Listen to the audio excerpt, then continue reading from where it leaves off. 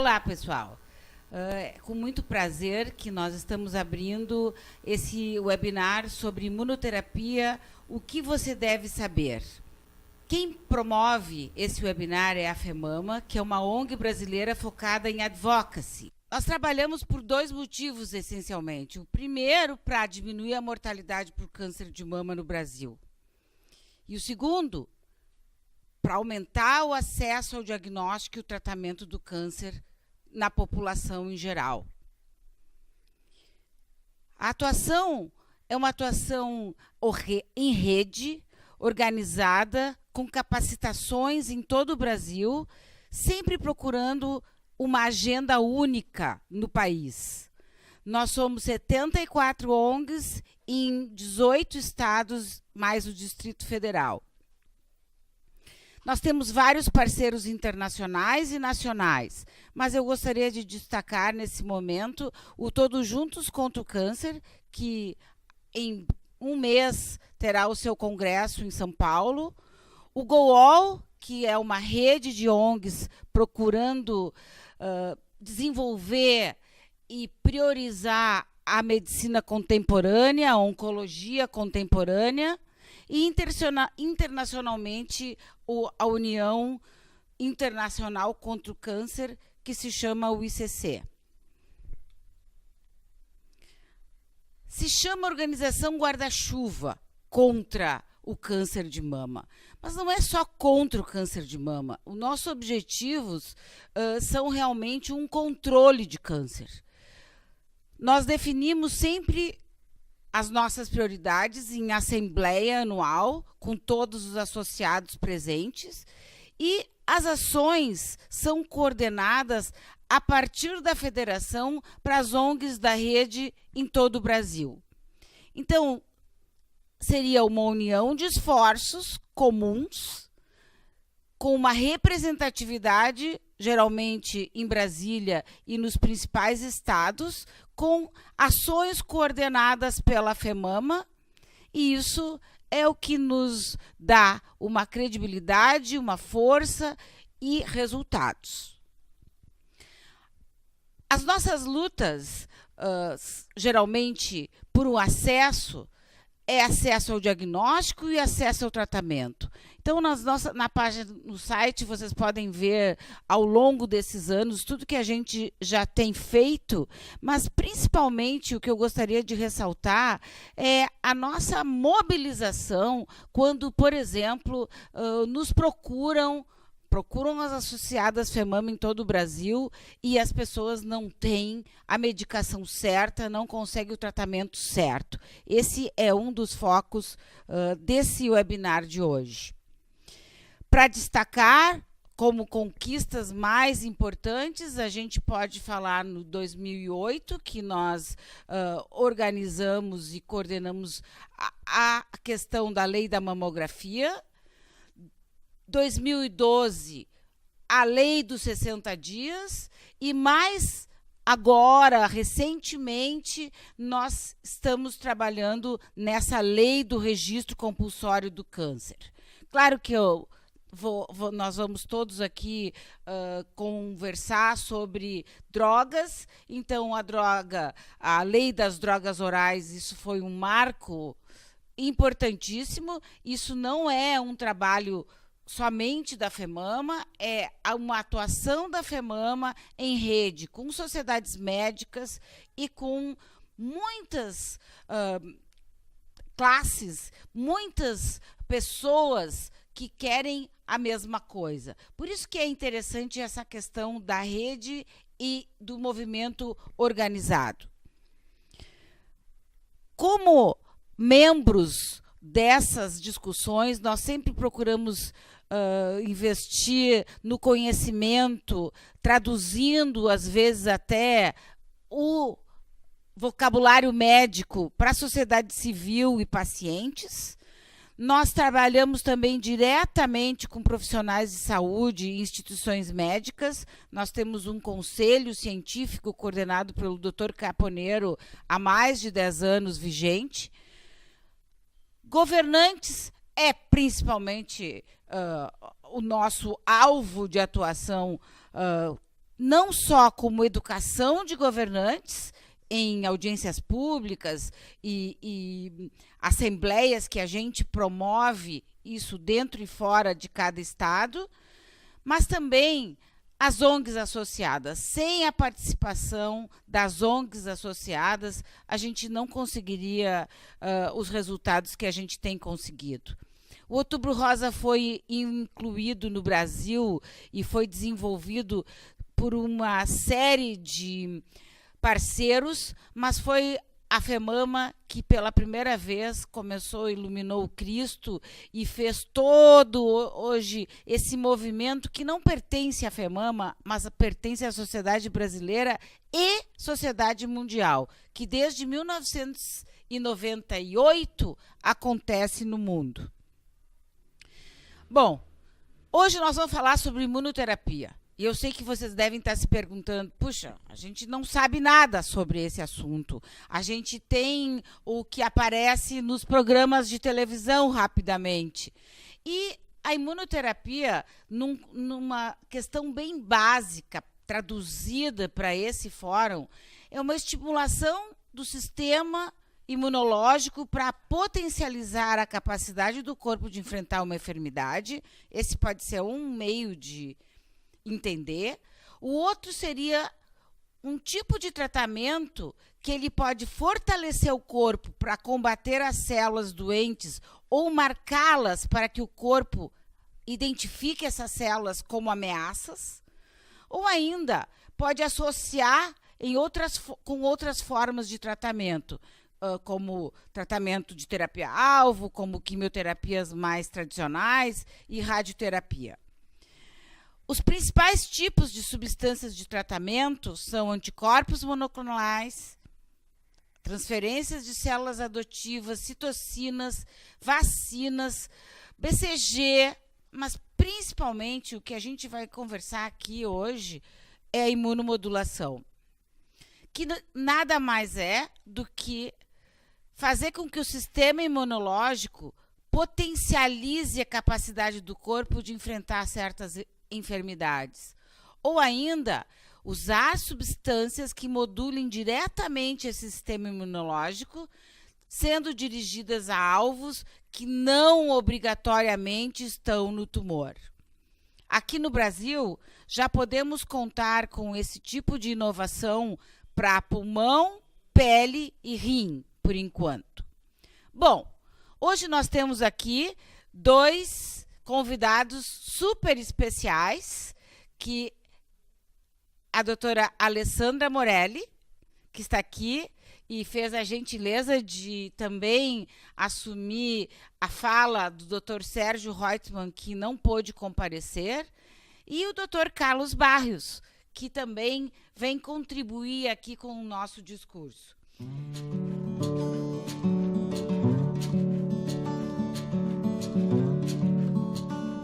Obrigada, Mayra. Eu gostaria de inicialmente agradecer o convite da FEMAMA e parabenizar vocês por essa ação tão importante que é de educar as pessoas sobre temas que são do nosso dia a dia e que a gente precisa entender melhor como esses tratamentos estão chegando até nós e de que forma a gente pode contribuir para os pacientes sobreviverem mais e melhor.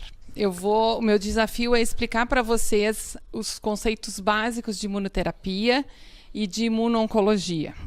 Então, a gente sabe que o nosso organismo ele é um exército de um homem só.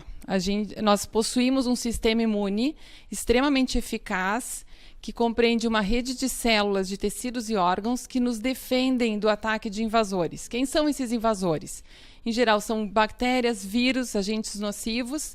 E essas substâncias estranhas, elas são identificadas pelo nosso sistema imune na forma de antígenos. Nós chamamos esses corpos estranhos, essas moléculas diferentes que podem atacar o nosso organismo de antígenos. O nosso sistema imune ele é dividido fundamentalmente em duas classes. Nós chamamos de imunidade inata um conjunto de células que seriam as células que atingem essas moléculas estranhas, os antígenos, de forma mais rápida. E aqui eu destaco, ali em cima, vocês veem as células dendríticas, elas têm uma importância fundamental nesse processo da imunidade contra o câncer, e mais adiante eu vou explicar para vocês por quê. E à direita, vocês veem ali a imunidade adaptativa, ou seja, que são fundamentalmente os linfócitos. E no câncer é fundamental a ação dos linfócitos T. E essa imunidade adaptativa, ela precisa de um aprendizado, ela precisa reconhecer que determinada célula está diferente para que ela possa atacar e eliminar essa célula. Então, aqui um gráfico só para que vocês tenham uma ideia de uma célula tumoral sendo atingida por uma célula T, já identificando essa molécula como estranha.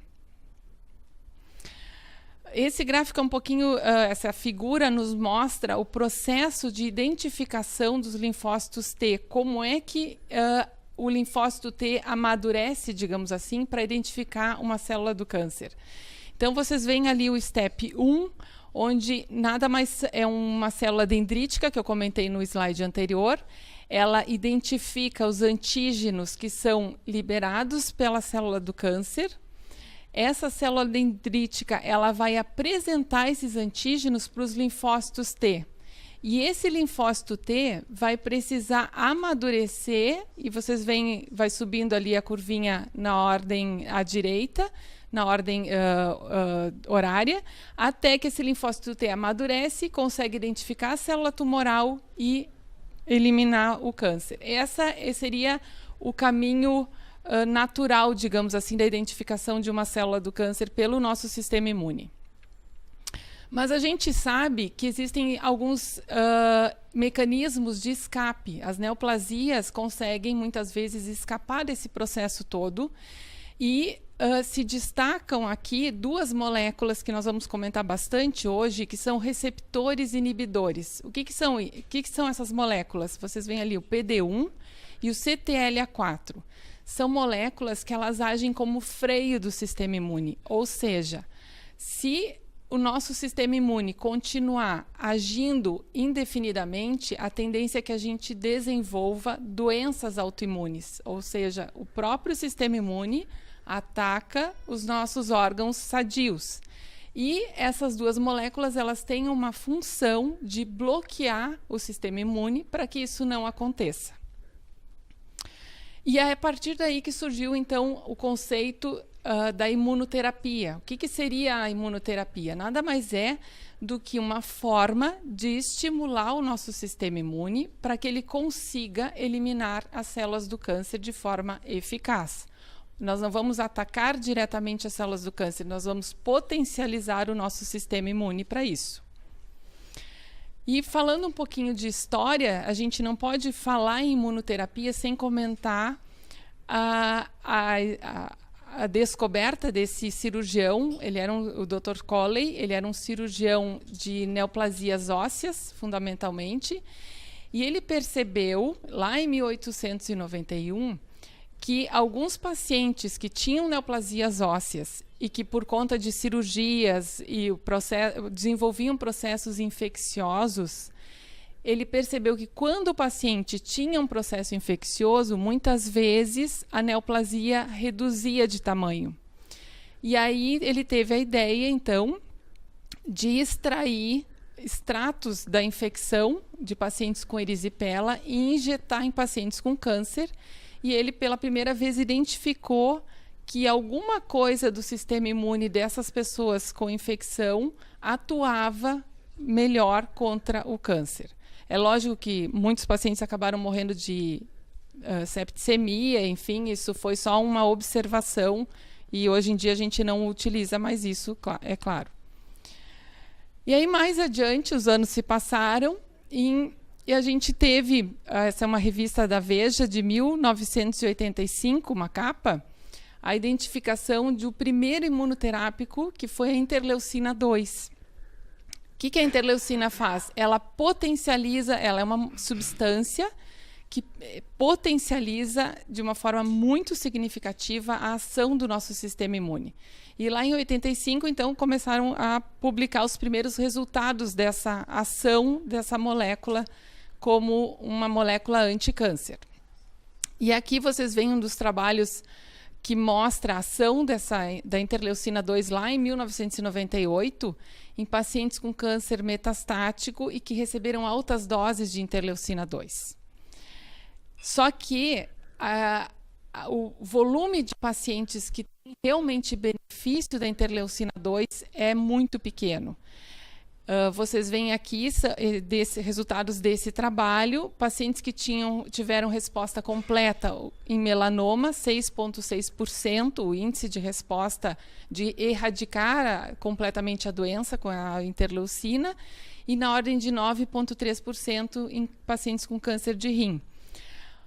Ainda hoje se usa a interleucina 2 em altas doses, mas em casos extremamente selecionados e em instituições que tenham habilidade de manejar a toxicidade desse tratamento, que é extremamente elevada. E agora, em 1995, então, a gente tem a descoberta dessa molécula fundamental, que é o CTLA4, no desenvolvimento dessas novas terapias. O CTLA4 ele é chamado de um checkpoint, ou seja, ele é um freio, ele identifica o momento em que o nosso sistema imune precisa parar de funcionar, digamos assim, para que ele não se exacerbe em termos de efeitos contra células sadias e não nos lesione. Então, vocês veem ali em azul, nós temos uma célula do linfócito T representada, e em vermelho, na parte de baixo do slide, uma célula do câncer ou uma célula que está apresentando um antígeno para o nosso linfócito T. Na parte de cima, o CTLA4 ali em azul, o que o CTLA4 faz? Ele evita que a molécula B7, que está logo abaixo, se conecte com o CD28. E dessa maneira, ele freia a ação dessa identificação do nosso sistema imune e evita que essa célula do câncer seja atingida de forma eficaz pelo linfócito T. Mais adiante a gente vai comentar um pouquinho também sobre o PD-1 nos próximos slides, que está ali à esquerda. Então, esse aqui foi um trabalho muito importante de uma molécula que é um bloqueador do CTLA4, que vocês veem aqui um anti-CTLA4, a figurinha ali bem à direita.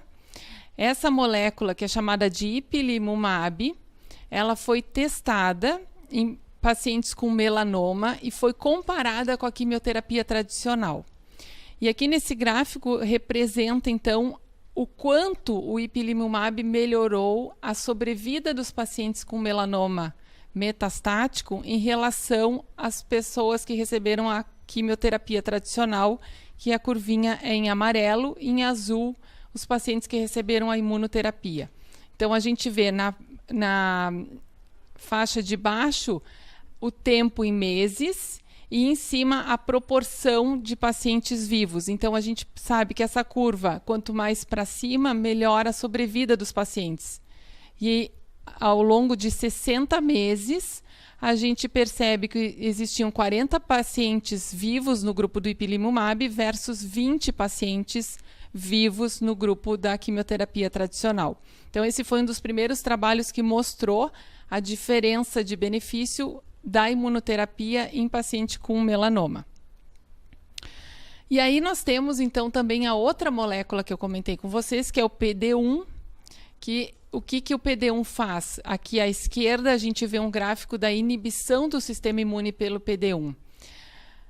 O PD-1 é uma molécula que é um receptor de membrana do linfócito T e ele é inativado, ele se conecta com o PDL1, que seria a porção do tumor. Tem tumores que expressam essas moléculas e essas moléculas, quando se ligam ao PD-1, elas impedem a ação do nosso sistema imune da mesma maneira. Eu vou passar. E aí aqui a gente tem, então, um resultado de um estudo de um anti-PD-1, que é o pembrolizumab, que foi comparado com o ipilimumab, e vocês veem o uso do pembrolizumab ali em roxinho, que foi melhor do que uma outra imunoterapia em pacientes com câncer com melanoma também. Então, uma evolução da própria imunoterapia. Aqui em câncer de pulmão, essa molécula também se mostrou bastante eficaz e hoje em dia a gente chega a pesquisar no tumor o quanto de PDL1 esse tumor expressa e parece que em câncer de pulmão, está confirmado, que a expressão maior de 50%, o benefício para essa medicação é maior. Uma outra molécula também anti-PD1, amplamente já utilizada em vários tipos de neoplasias, o nivolumab, que atua em melanoma, em pulmão, linfoma de Hodgkin e câncer renal. Aqui um exemplo também de uma diferença favorecendo a associação agora do nivolumab, um anti-PD1 com anti-CTLA4, o ipilimumab no câncer de rim.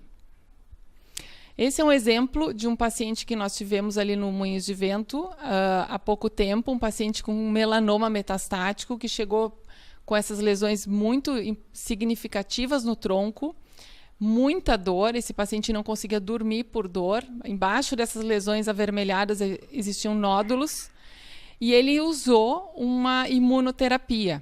E aqui vocês veem a foto depois de 8 dias da primeira aplicação do tratamento. Então, nós estamos vendo respostas que são impressionantes com essas medicações que ativam o nosso sistema imune e que a gente deseja que cada vez mais pessoas possam se beneficiar desses tratamentos. É importante salientar a toxicidade da imunoterapia é diferente de uma toxicidade de um quimioterápico. Fundamentalmente, ela é relacionada ao excesso de de ação imunológica do nosso sistema, ela potencializa o nosso sistema imune e, consequentemente, pode atingir órgãos sadios. Então, rache cutâneo, acne, pústulas, lesões cutâneas, pneumonite, inflamação no pulmão, pacientes podem ter diarreia, traduzindo uma colite, ação na tireoide, no fígado, cansaço é outro sintoma que é bastante frequente e que precisa ser bem avaliado.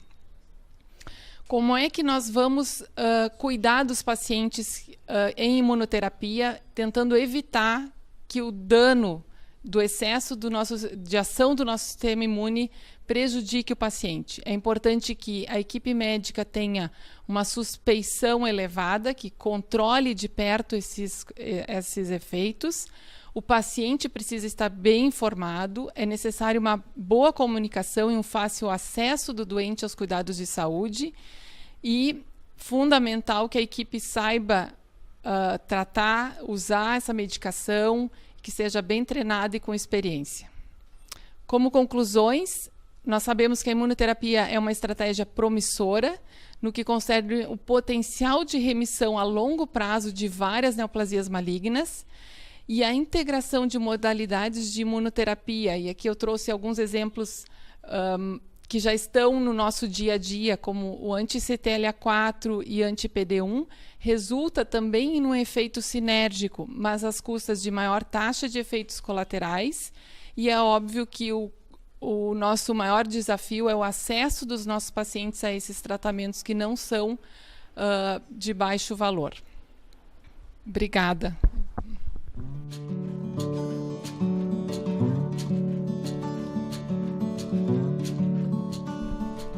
Olá, meu nome é Carlos Barrios, eu sou oncologista clínico e queria começar agradecendo e cumprimentando o FEMAMA por esta iniciativa que é obviamente extremamente importante, dada a mídia e o interesse que a imunoterapia, esta nova maneira de tratar o câncer, tem tido nesses últimos tempos, e provavelmente a maior parte de vocês deve ter ouvido falar em relação a isto.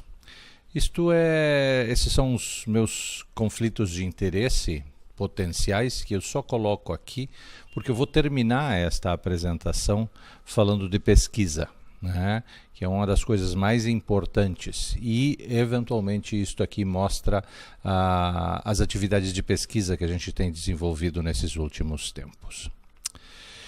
Vamos começar reconhecendo que este é um assunto complicado.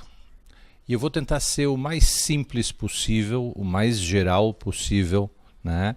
E tentar dar para vocês conceitos que justificam o interesse, né, que a imunoterapia tem levantado, não só em meio leigo, mas também no meio médico.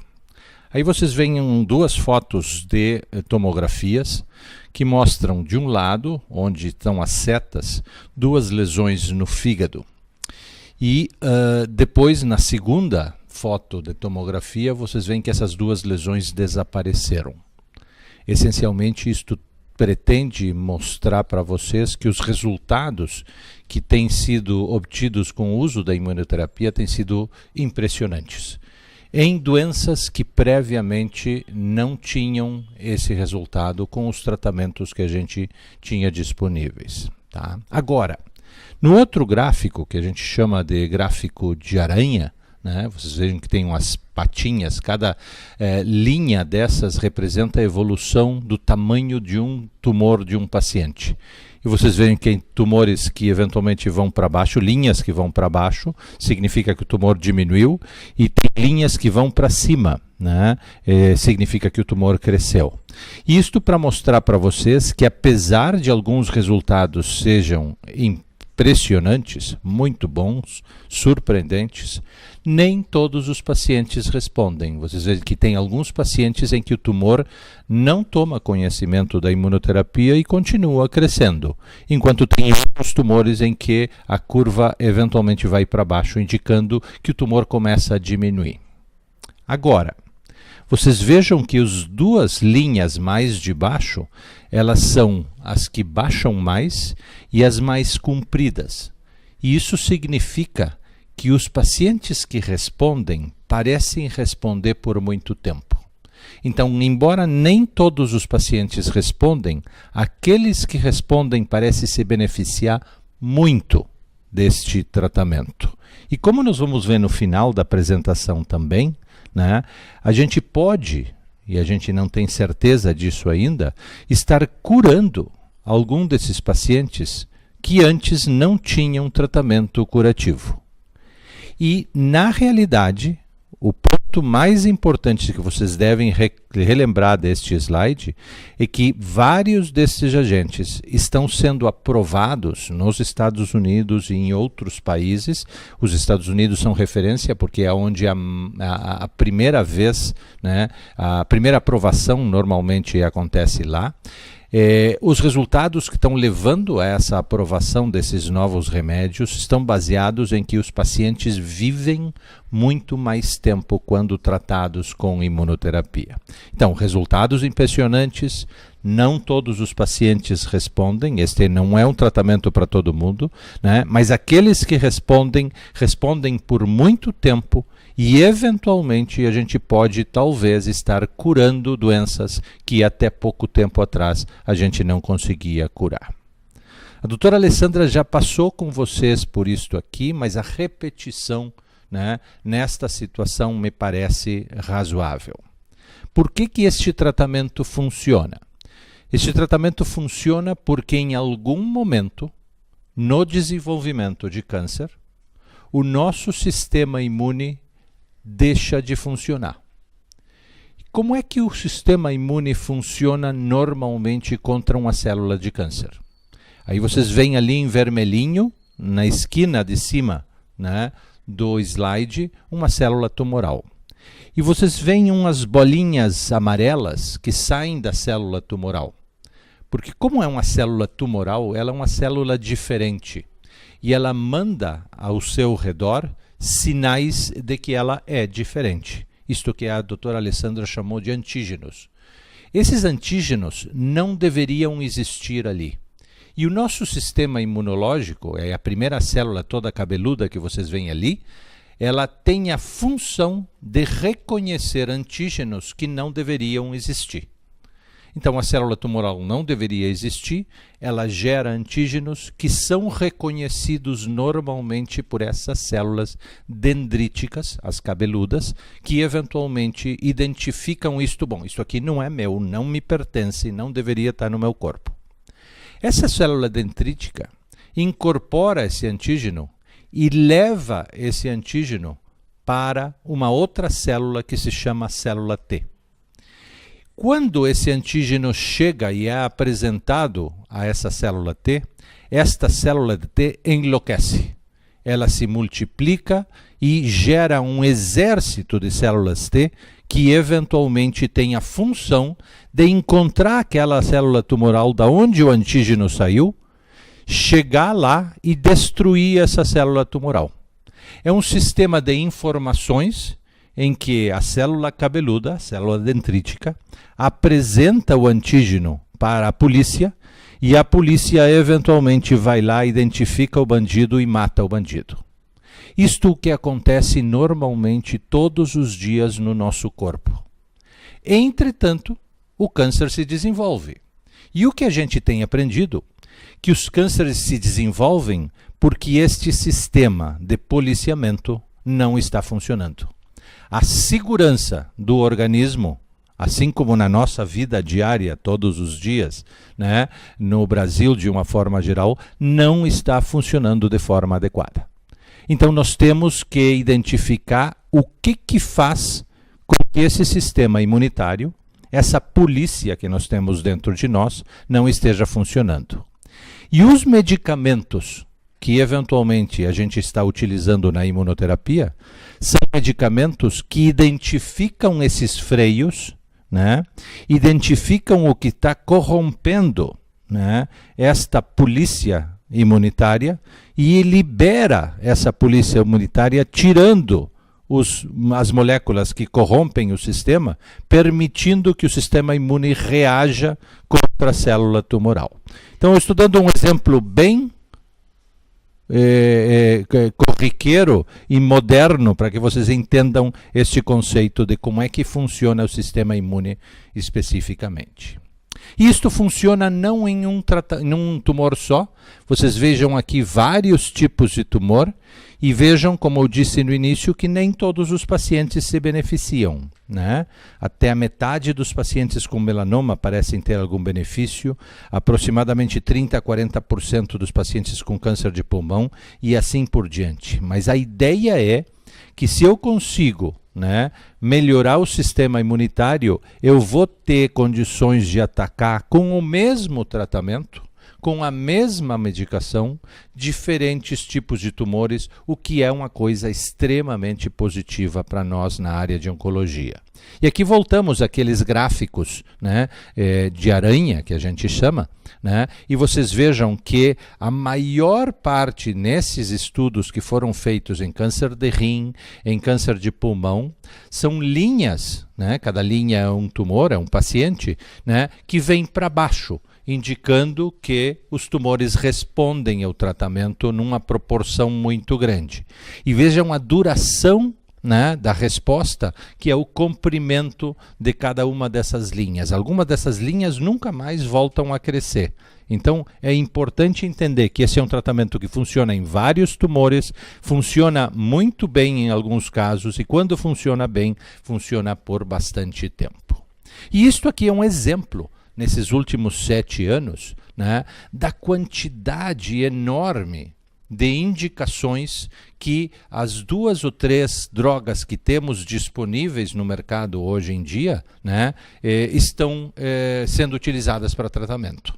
Então dá uma ideia para vocês da revolução que significa a imunoterapia moderna. Estas são as aprovações que a Anvisa americana, que se chama FDA, eventualmente tem feito nesses últimos anos para tumores sólidos. E eu quero terminar esta apresentação, que eu espero que vocês estejam atendendo e entendendo, né, com um trabalho, eu não espero que vocês leiam isto. Esses foram os primeiros 50 pacientes com melanoma que nós tratamos aqui no nosso centro de pesquisa. Tá? E vocês vejam que o melanoma, quando ele está disseminado, o melanoma é um tumor de pele, né? Ele começa com uma pintinha preta na pele e eventualmente poderá se disseminar para todo o corpo. Ele é facilmente curável, o melanoma, quando a gente detecta cedo e tira a pintinha. E se essa pintinha não se espalhou para nenhum lugar, esses pacientes provavelmente estejam curados. Agora, nos pacientes em que essa pintinha já foi para um gânglio, já foi para o pulmão, já foi para o fígado, já foi para o cérebro, né? Já gerou metástases. Essa pintinha, ou essa doença, ou esse melanoma, a gente chama de metastático. Essa situação, ela é incurável por natureza com qualquer um dos tratamentos que a gente tem disponível até agora. Entretanto, esses são pacientes que nós tratamos há 8 ou 9 anos atrás. Foram 50 pacientes que receberam 4 doses de um dos remédios que a Alessandra mencionou, o tal de ipilimumab. Desses 50 pacientes, hoje nós temos 13 pacientes que ainda estão vivos e sem manifestação nenhuma da doença. Isto é, uma doença avançada como melanoma metastático, em que as pessoas normalmente sobrevivem por volta de 1 ano ou menos, né? É razoável esperar que alguém que está sobrevivendo 7, 8, 9 anos depois da administração desta medicação, que estas pessoas já estejam curadas da doença. E eu vou dar um exemplo prático para vocês. Esta aqui é uma das pacientes que, quando se apresentou ao nosso centro de pesquisa, né, tinha 24 anos, ela fez o ipilimumab, 4 doses, tinha um melanoma amplamente metastático e tinha uma sentença de morte na cabeça. Esta moça de Santa Catarina eventualmente fez as 4 doses, a doença desapareceu e 2 anos depois ela teve seu primeiro filho. Então, esse é um exemplo do impacto que este tipo de avanço pode ter numa paciente absolutamente normal.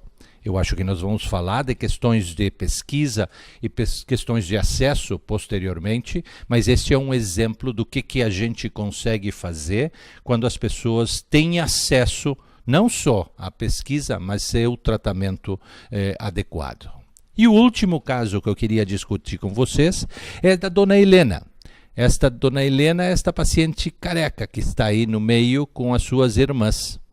A dona Helena é uma paciente que trabalha de doméstica e tem um salário de aproximadamente R$1.000 por mês.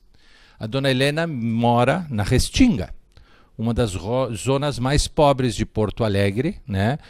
Como tem tantas outras áreas periféricas no resto do Brasil, todas as cidades do Brasil, e toma 2 ônibus, pega 2 ônibus todos os dias para ir trabalhar, para ganhar seus R$1.000 por mês, com os quais sustenta a família, um irmão que é deficiente, né? E uma irmã que também mora com ela, mas não está trabalhando no momento. A dona Helena teve um diagnóstico de câncer de mama.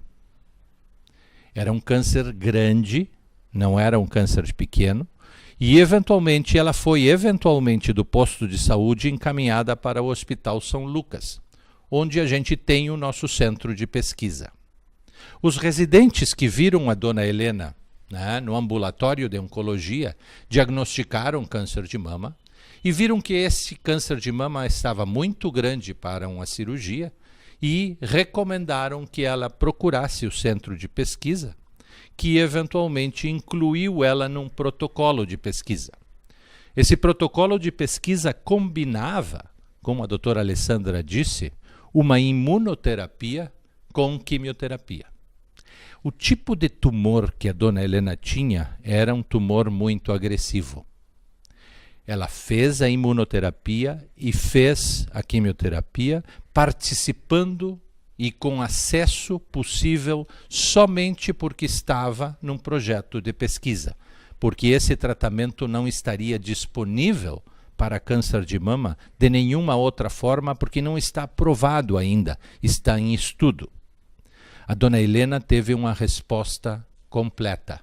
6 meses depois, quando ela foi à cirurgia, né, não apareceu mais nada, né, na sua mama. O tumor tinha desaparecido.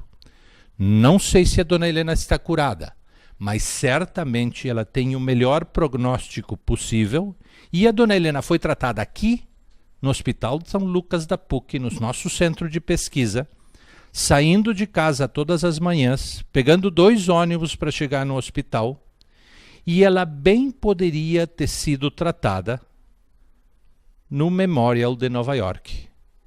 Porque no Memorial de Nova York, um dos melhores hospitais de câncer do mundo, também estava sendo feita exatamente a mesma pesquisa, com o mesmo imunoterápico, com a mesma quimioterapia, e em pacientes parecidos com a dona Helena, com o mesmo tipo de doença.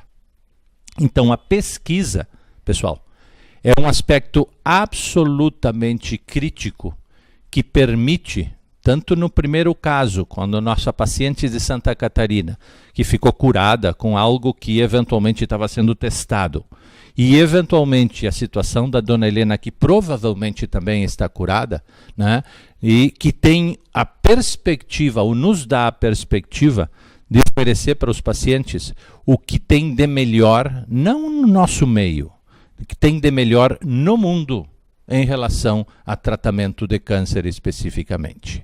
Então, com esses conceitos, a imunoterapia está revolucionando o que a gente faz hoje em dia em relação ao câncer, mas não esqueçam, esse é um tratamento que lamentavelmente ainda não é para todo mundo.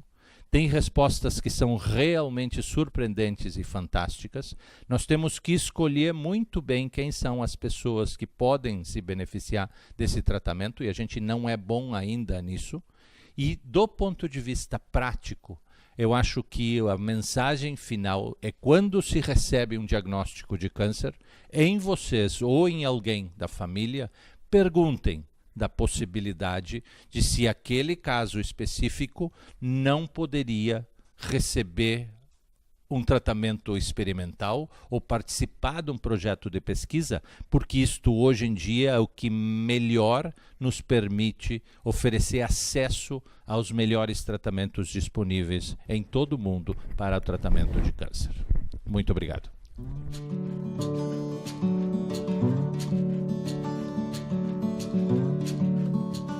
O Dr. Barrios já falou um pouco sobre essa questão das barreiras e das perspectivas que a gente tem pela frente, não só para tumores que hoje em dia a gente já sabe que funciona e funciona bem.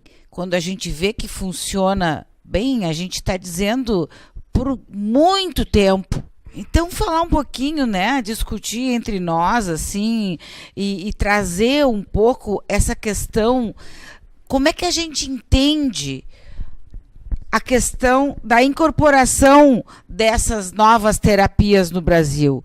Elas têm uma regulamentação específica e elas passam pelas esferas políticas federal, estadual e municipal, porque, na verdade, o paciente, ele precisa acessar isso na sua cidade ou perto da sua casa, então ele necessariamente precisa que haja uma regulamentação a nível local, mas tudo isso depende de uma série de fatores que passa por secretarias da saúde, assembleias legislativas, Ministério da Saúde, e aí tem o lado do Ministério da Saúde, que é pela Conitec, que é o fluxo da regulamentação normal, tem o lado da direita da ANS, que é a agência que regula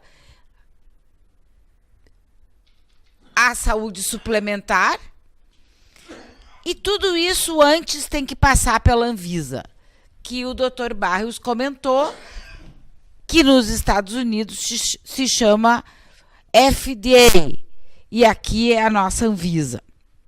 Então, a regulamentação tem um processo. Não adianta a gente, às vezes, só conhecer, saber que existe a medicação lá fora, mas para ter esse acesso, ela precisa passar por uma série de etapas.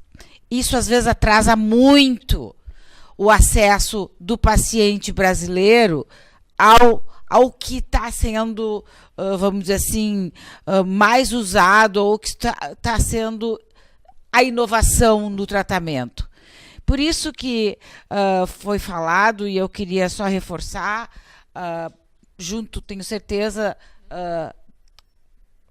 da doutora Alessandra, essa importância sobre a pesquisa, né? Nós temos centros de máxima qualidade aqui no estado e em vários estados brasileiros, que são todos vinculados à pesquisa nacional e internacional, e que hoje em dia talvez a gente não esteja fazendo bom uso desse tipo de acesso, porque até às vezes não se conhece ou é difícil. Então, existe barreira no avanço desses tratamentos no câncer. E a gente sabe, pelas nossas lutas em parceria com outros tipos de patologias, como hepatites, como esclerose múltipla, que no câncer as coisas são bem mais complicadas. Existe o monopólio do poder regulatório, que às vezes trava por anos o acesso, como a gente tem um caso bem claro aqui no Brasil do trastuzumab, que por quase 8, 10 anos diferenciava quem tinha acesso no público e no privado. Ou seja, para que as pessoas tivessem acesso a esse medicamento no público, só por barreiras jurídicas, por acesso jurídico ou por pesquisa. Então, é claro que existe esse monopólio do poder regulatório, mas também nós temos que ver o contraponto do custo elevado de certos tratamentos. E, às vezes, essa previsão de novas tecnologias no SUS, sem conhecer que custo seria, isso trava mais ainda o processo. Então, é hora de a sociedade civil, junto com as sociedades médicas, também participarem dessa questão do monopólio do poder, que parece que é alguma coisa inacessível ao paciente, porque ele depende de tantas etapas, e a questão do custo, que nós precisamos, então, ter um entendimento de como nós vamos pagar certos tratamentos, que o que foi falado também pelo Dr. Barrios e da doutora Alessandra, que o que a gente poderia fazer melhor é saber quem especificamente se beneficia desse ou daquele tratamento. Isso provavelmente é uma das questões ainda que estão pendentes, mas que tem muita pesquisa nessa hora acontecendo. Só para terem uma ideia, o custo do tratamento por paciente, pelo Tribunal de Contas, 60% dos pacientes no SUS foram diagnosticados em estadiamentos avançados, estágios 3 e 4, após a análise da PAC. Isso tudo é retirado de informações do próprio governo. E o custo passa da casa de 61 milhões. 60% dos pacientes gastam. Eu estou enxergando pouco aqui, 61,388 mil reais é o custo por uma doença estágio 3. Isso é o custo pela APAC no ano de 2010. O custo de um tratamento oncológico estimado pelo INCA, a gente vê assim que são mais de 600 mil casos de câncer por ano, em 2018, essa é a expectativa, com 384 mil reais pelo número, se a gente fizer pelo número de pacientes em estágios avançados no SUS, com 61 mil reais o custo médio do tratamento estágio 3, e isso vai para casa dos 23 bilhões de reais como uma estimativa do estágio 3 do tratamento no SUS. Que isso é uma conta que a gente precisa se perguntar. Quem paga a conta? Nós estamos vendo que a gente, às vezes, como médicos, temos que fazer escolhas. Quem vai entrar nesse tratamento ou quem não vai entrar nesse tratamento. E quando a gente fala do custo da imunoterapia, esse custo no Brasil ainda está sem previsão do valor total, porque no nivolumab, no caso de câncer de pulmão, a gente sabe que é mais ou menos 60 mil a cada aplicação. E na doença avançada, a gente não tem um número de aplicações máximo que a gente vai fazer. No ipilimumab, 240 mil é o valor do tratamento aproximado, segundo valores atuais, para o caso de melanoma, para um tratamento. E o pembrolizumab, que seria esse que a gente provavelmente vai usar na imunoterapia para o câncer avançado, a gente não tem nem previsão do valor, porque ele ainda não está disponível.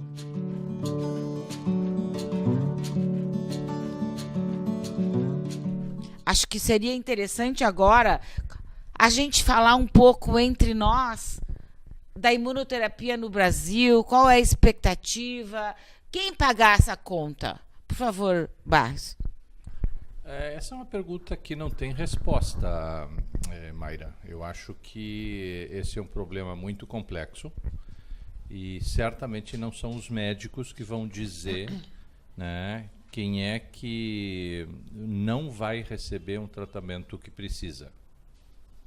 Certo? O médico vai fazer uma indicação independente de qualquer, né, outro cenário. Cada paciente que se apresente, independente da condição dele, é nossa obrigação ética, né, de recomendar qual é o melhor tratamento para aquela situação. Principalmente se nós estamos frente a uma perspectiva de cura. Né? Então, isso do ponto de vista ético, do ponto de vista médico, para mim é muito simples. A questão mais difícil é dizer quem é que não vai receber algo que eventualmente precisa. E essa não é uma decisão médica. Essa é uma decisão conjunta da sociedade que tem que definir, e é assim que eu coloco esta situação, quanto é que custa a vida de uma brasileira com câncer de mama, ou quanto é que custa a vida de um brasileiro com câncer de pulmão. E essa é uma definição coletiva, que envolve governo, envolve sociedade, envolve a FEMAMA, envolve outras ONGs, envolve indústria farmacêutica, envolve pagadores do sistema de saúde, né? Quer dizer, todas estas pessoas têm que sentar em volta de uma mesa, e na minha opinião, a crítica que eu faço há anos nessa situação é que não temos uma liderança em nenhuma dessas áreas que tenha sido, inclusive na área médica, que tenha sido capaz de colocar todos esses players, todas essas, né, áreas de interesse na mesma mesa, no mesmo quarto, né, para que aquilo seja discutido e se chegue a uma conclusão. Então, é um problema complexo, não tem respostas definitivas, né? Eu sei o que eu não posso fazer, né? Eu não posso deixar de recomendar um tratamento que potencialmente deva e possa beneficiar uma determinada paciente. E a Rosângela está perguntando aqui, mas como os pacientes podem ter esse acesso à imunoterapia? Eu acredito que no Brasil o acesso mais rápido, eficaz, ainda é através da pesquisa clínica. Eu acho que o acesso via planos de saúde, algumas situações ainda a gente já consegue autorização, mas a grande maioria dos pacientes ainda não tem acesso e a pesquisa é a forma mais adequada de se conseguir esse tratamento. É óbvio que precisa também verificar se tem a indicação para situação específica da imunoterapia. Agora, só um comentário com o que o Dr. Barros estava falando. Esse é um problema que não é só do Brasil. É uma discussão mundial e quando nós vamos em congressos, a gente vê as pessoas fora do Brasil se mobilizando também e para que todos se sentem no mesmo local, discutam, ok, no nosso país, o que vai ser feito? Qual é o paciente que vai receber? E isso é o que a gente sente falta dessa discussão e dessa tomada de decisão baseada na nossa realidade. Mas, pessoal, o mais importante começa com a relação com o seu médico. Isso. Tem que perguntar para o médico, eu preciso desse tratamento, eu tenho acesso a esse tratamento, o meu plano de saúde, se eu tenho um, paga este tratamento, se não paga, que alternativas eu tenho para conseguir isso, se é importante para mim, né? E eventualmente também nessa listagem de perguntas incluir a perspectiva, será que não tem alguma pesquisa disponível? O senhor não sabe? Aonde é que eu posso me informar? Né? É fundamental a gente criar essa cultura de que os pacientes eventualmente se perguntem isto, porque na participação da pesquisa eu garanto para vocês que vocês vão estar, independente do local do Brasil onde vocês moram, independente, né, do sua condição sociocultural e financeira, vocês vão estar sendo tratados como se estivessem no melhor hospital do mundo. A Sandra e a Márcia perguntam assim, como podemos incentivar a realização dessas pesquisas, como as ONGs podem agir pelo acesso à imunoterapia nessas pesquisas, o que podem fazer? As pesquisas vêm naturalmente ao Brasil porque a gente tem pacientes e os centros de pesquisa, tem um centro de pesquisa que a doutora Alessandra coordena no Hospital Moinhos de Vento, tem o centro de pesquisa do Hospital São Lucas na PUC, tem centro de pesquisa, né, no Hospital Conceição, tem centro de pesquisa, né, no Hospital de Clínicas, tem centro de pesquisa no Hospital Mãe de Deus, tem centro de pesquisa na Santa Casa de Porto Alegre. Porto Alegre está absolutamente bem servida de centro de pesquisa. Tem um centro de pesquisa extremamente importante na cidade de Injuí, né, com o Dr. Fábio Franchi. Quer dizer, o Rio Grande do Sul é a liderança, né, na área de pesquisa do ponto de vista de câncer e novas drogas, não é só imunoterapia. As outras novas drogas que vêm, né, elas estão disponíveis nesta situação. Quanto mais pacientes se interarem, quanto mais pacientes se interessarem, mais pacientes nós colocamos nos projetos de pesquisa, mais pacientes vão se beneficiar, né? E mais interesse os patrocinadores vão ter em desenvolver pesquisas no nosso meio. Então, um círculo virtuoso. Todas as pessoas que participam deste tipo de atividade, né, elas desenvolvem algum tipo de benefício. Então, se começar a conversar isto aqui, então a resposta à pergunta é: divulguem. Façam com que as perguntas sejam feitas ao médico para que os pacientes possam ser encaminhados aos centros de pesquisa para ver se aquela doença especificamente tem algum tipo de projeto que se encaixe especificamente. Bom, a Rosângela já quer ser voluntária do centro de pesquisa com um tumor cerebral. Ela precisa ir através do médico ou ela pode ir direto a um centro? Como funciona? O ideal é que ela vá através do seu médico. Se o médico telefona primeiro e indaga se existe a pesquisa disponível ou não, né, esse provavelmente, na minha opinião, é o melhor caminho. É um caminho mais orientado, né? E é um caminho com mais sustentação científica. Nada implica em que a pessoa tenha espontaneamente, né, a disposição de ligar para o centro de pesquisa e perguntar, né? E os centros de pesquisa todos têm site. Entrem nos sites do centro de pesquisa, perguntem, e todos eles estão intercomunicados. Se tem um protocolo num, a gente encaminha para outro, etc. e tal. Então, do ponto de vista prático, as duas alternativas podem ser feitas. Eu estimulo a que se converse com o médico, que o médico leve o questionamento para frente. E o Brasil investe, a Clementina quer saber, em pesquisas na área de imunoterapia? Não. Direto, não. Corrigindo, muito pouco. Quais, Alessandra, quais os principais efeitos colaterais nesses pacientes? Assim, os efeitos colaterais, eles costumam acontecer relacionados ao estímulo excessivo que o nosso sistema imune tem diante de uma medicação dessas.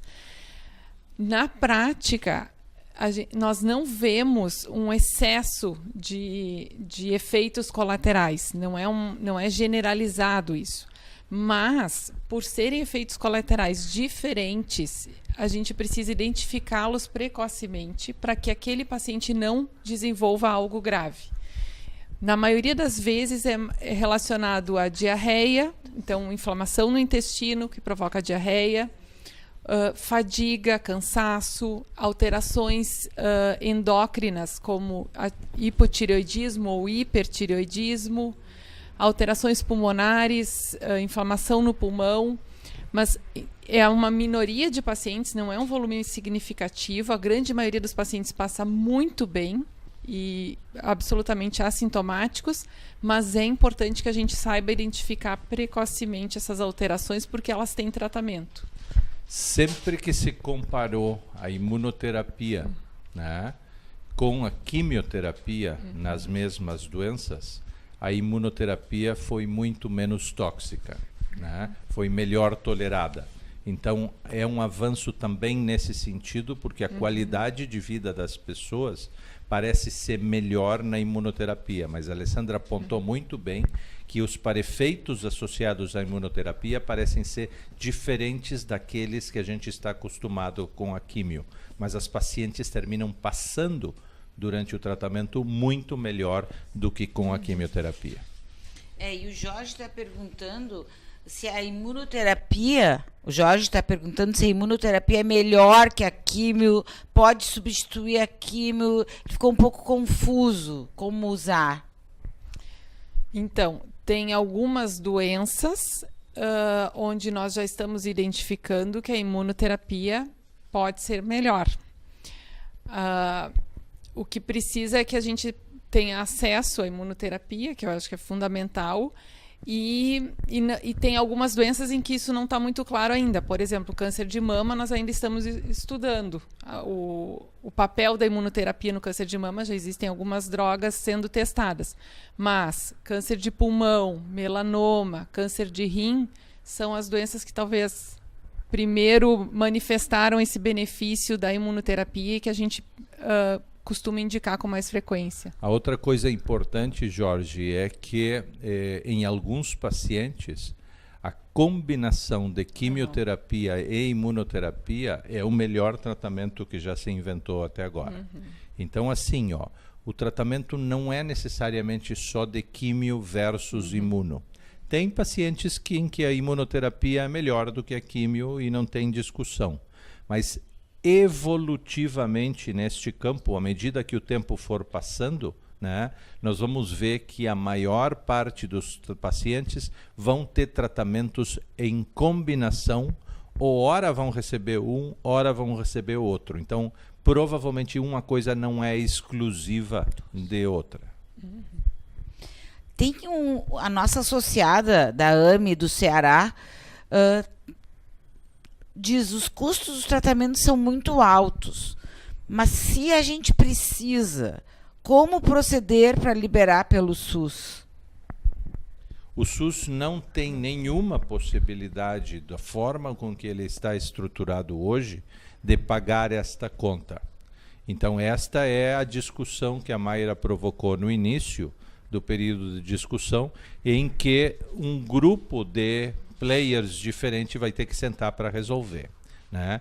Em muitos lugares, não em todos, né, existe esse processo de judicialização, né, que eventualmente sempre é uma alternativa para qualquer pessoa que eventualmente se sinta no direito de ter acesso a um determinado tratamento. A Temis mandou um recado aqui dizendo que está muito bom, esclarecedor. Então também estamos tendo elogios. Obrigado, Temis. E a Glória quer saber se o Herceptin é um imunoterápico. O Herceptin não é um imunoterápico, ele é um anticorpo monoclonal, mas apesar de ser uma droga muito usada, apesar de ser uma droga já razoavelmente antiga, né, existem dúvidas ainda de como o Herceptin funciona. Nós não temos absoluta certeza de todos os mecanismos de funcionamento de Herceptin. E um dos mecanismos de funcionamento do Herceptin pareceria ter, né, inclusive de todos os anticorpos monoclonais, pareceria ter uma participação importante do sistema imune. Então, é uma pergunta muito interessante, não tenho uma resposta definitiva, mas eu diria assim, eu não excluo a possibilidade de que o Herceptin, né, funcione junto com o sistema imune para tratar câncer de mama. Vocês diriam que a imunoterapia hoje em dia seria o maior avanço em se tratando de tratamento de câncer? Absolutamente, sem dúvida nenhuma. A imunoterapia foi declarada nos últimos anos pelas maiores organizações de saúde na área do câncer em todo o mundo como um maior avanço, né, nesses últimos anos, e está realmente fazendo uma revolução, né, no nosso campo. Então, a Clementina chega à conclusão aqui que essa tem que ser mais uma das bandeiras da FEMAMA e de suas associadas. Se não tem dados, né, ainda específicos ou definitivos em relação a câncer de mama. Isso. Câncer de mama não é das doenças onde a imunoterapia tem sido aplicado com maior benefício. Vai ser publicado um estudo no qual a gente participou e recentemente se concluiu, os resultados foram muito positivos, em câncer de mama triplo negativo, com a combinação de um imunoterápico, que se chama atezolizumab, com quimioterapia. Esse estudo foi um estudo positivo, com vantagens em sobrevida das pacientes, né? Mas vai ser o primeiro estudo em câncer de mama com um resultado mais definitivo. Isso nem foi publicado ainda, né? Então, em câncer de mama, recém agora nós estamos entrando nessa área. Se a FEMAMA, né, tem a perspectiva de estimular não só o tratamento de câncer de mama, como eu entendi no início, né? Esta sim deve ser uma bandeira, porque a imunoterapia vai ser necessária para muitos tipos de câncer diferentes. Bom, estamos chegando ao fim do nosso webinar. Muito, muito, muito obrigado ao Dr. Carlos Barros, à doutora Alessandra. Obrigada, Mayra. Foi um prazer poder dividir essas questões que também nos angustiam, e a área médica provavelmente está com esse desafio daqui para frente, como ajudar a tornar isso um dia uma realidade aqui no Brasil. Esse evento foi produzido pela FEMAMA com o investimento social da Merck e o apoio do Hospital Moinhos de Vento. Obrigado vocês que nos ouviram e que aproveitem, pergunte ao seu médico. Você poderia se beneficiar de imunoterapia? Essa é uma questão que está em aberto. Muito obrigado.